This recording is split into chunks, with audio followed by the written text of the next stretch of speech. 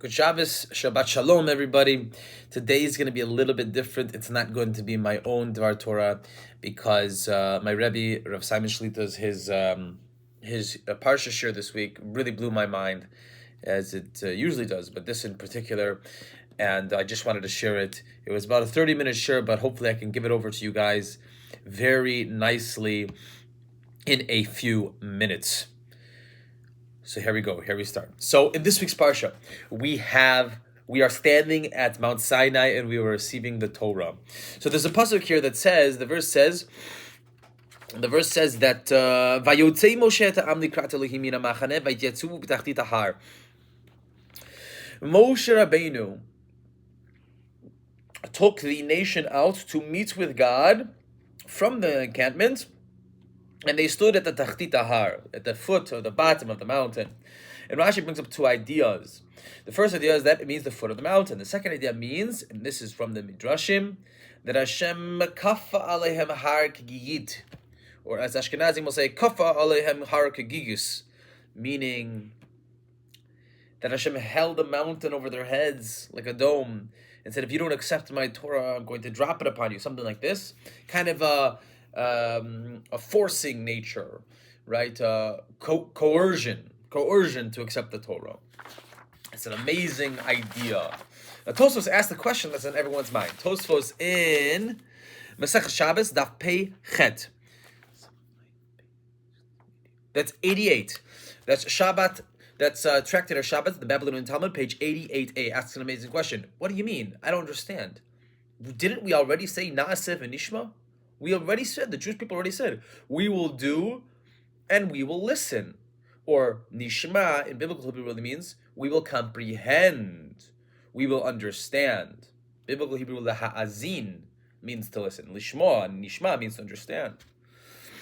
We already said that. So why does Hashem need to put this mountain over our heads to coerce us to accept the Torah? We already said Naaseh v'Nishma before we stood at Mount Sinai. We said Naaseh v'Nishma, we will do and we will listen. Tosfos' question on Shabbat 88a, amazing question. So there's two answers that Tosfos gives. The first answer is, we did say Naaseh v'Nishma, but that was only for Torah shebichtav. It was only for written Torah. That did not include Torah sheba'al peh.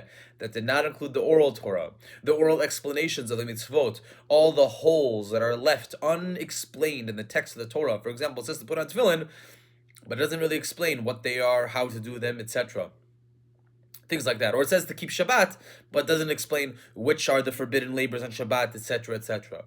So we didn't accept Torah Sheba'al Peh, we just accepted Torah Shebichtav, and that's why we said Naaseh v'Nishma. And so therefore, Kafal Hamar Kagiyus, Hashem made the mountain, held it over our heads, so to speak, in order to coerce us to accept the Torah, because that was about Torah Sheba'al Peh, that was about the oral Torah.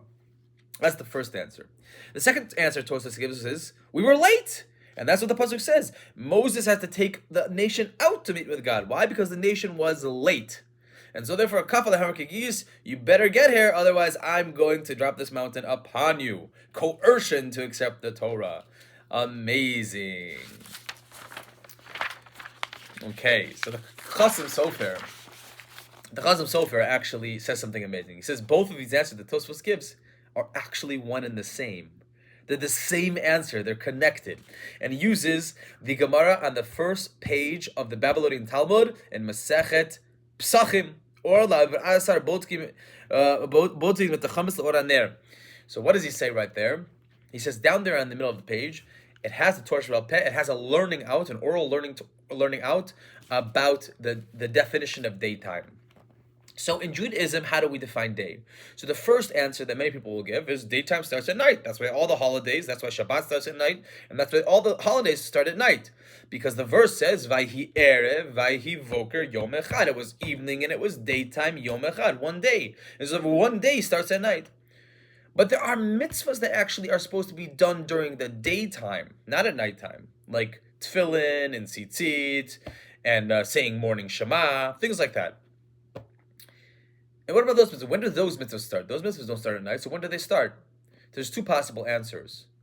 Either alot hashachar, which is defined as the first evidence of light coming over the horizon, or Neitzachama, when you see the beginning of the disk of the sun over the horizon. So the pasuk, and the Gemara over here explains very interestingly.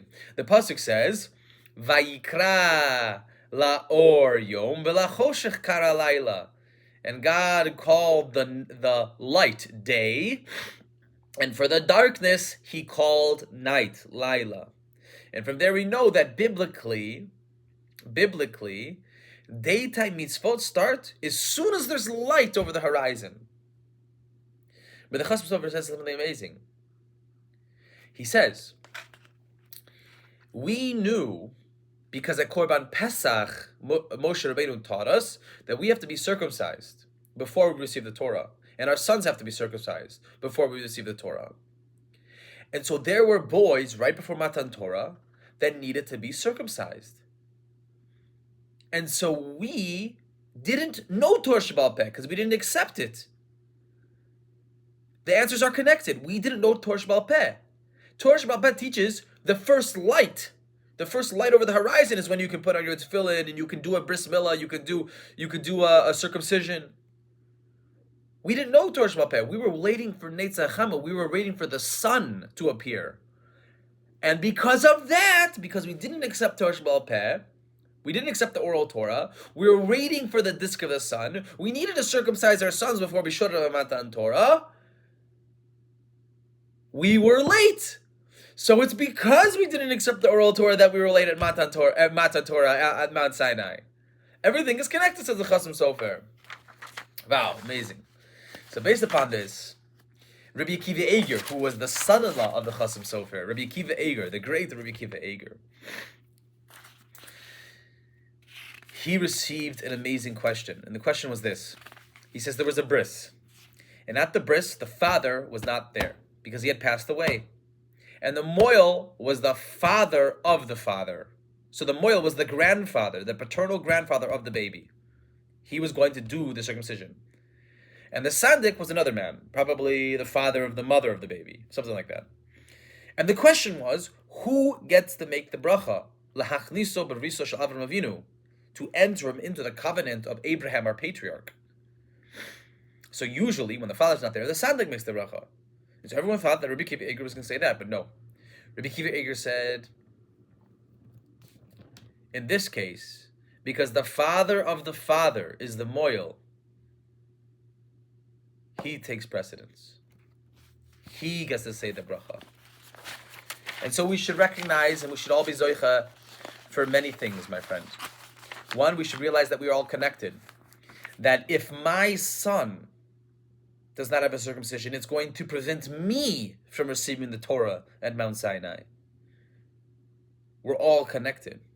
Number two, Torah Sheba'al Peh, the oral Torah, and Torah Sheba'al are intimately connected all the way back to when we stood at Mount Sinai. That's number two. And across history, the Samaritans arose, the Karaites, the Sadducees before them, Reformation, even Jews or Jesus. Now everyone tries to attack our Torah Sheba'al Peh. But the truth is, it is intimately connected. Our oral Torah and our written Torah are intimately connected all the way back to Mount Sinai.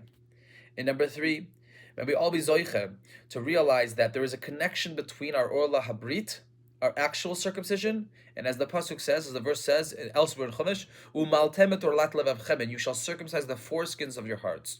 Meaning, spiritually, we have foreskin on our hearts that we have to circumcise in order to receive the Torah.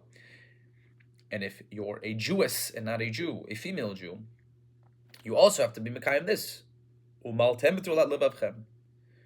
And we all should be zoiche to receive the Torah in this Shabbos at Mount Sinai. And may we then go from strength to strength. Have a wonderful Shabbos. I'll see you guys all next time. Bye.